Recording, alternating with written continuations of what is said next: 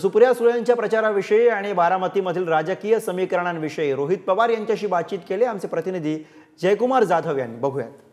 दादा, आज प्रचाराचा नारळ फोडला जाणार आहे, काय भावना आहेत?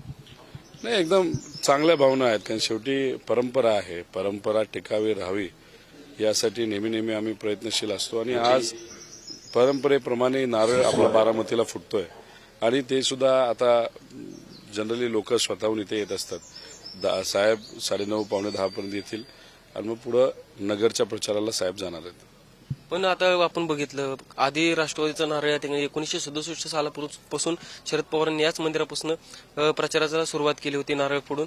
आता कुठेतरी कुटुंबामध्ये फूट पडलेली आहे, पक्षामध्ये फूट पडलेली आहे, याकडे कसं पाहणं?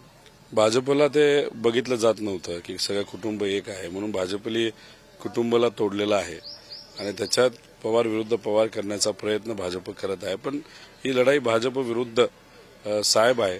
इकडे आपण पाहिलं की इंदापूरचे हर्षवर्धन पाटील असतील, त्यांच्याबरोबर अनेक दिवसांपासून अजित पवारांचं म्हणजे राजकीय वैर होता असं, पण आता परंतु आज अजित पवार म्हणजे आता महायुतीत ते सामील झालेले आहेत आणि आता आज स्नेहभोजनासाठी अजित पवार त्या ठिकाणी जाणार आहेत। कुठेतरी हर्षवर्धन पाटलांचे जे चिरंजीव आहेत राजवर्धन पाटील, त्यांनी देखील सांगितलं की 3 वेळा आमच्या पाठीत कंजीर खुपसलेला आहे आणि आता ते त्यांच्या घरी स्नेहभोजनासाठी जाणार आहेत। कुठेतरी त्यांचं मनधरणी झाली असं वाटतंय। जेव्हा अजितदादांकडे सत्ता होती त्यावेळी नेहमी हर्षवर्धन पाटील असतील, तसंच शिवतरे साहेब असतील, राहुल कुल असतील, यांना त्रास देण्याचाच प्रयत्न अजितदादांनी केलेला आहे।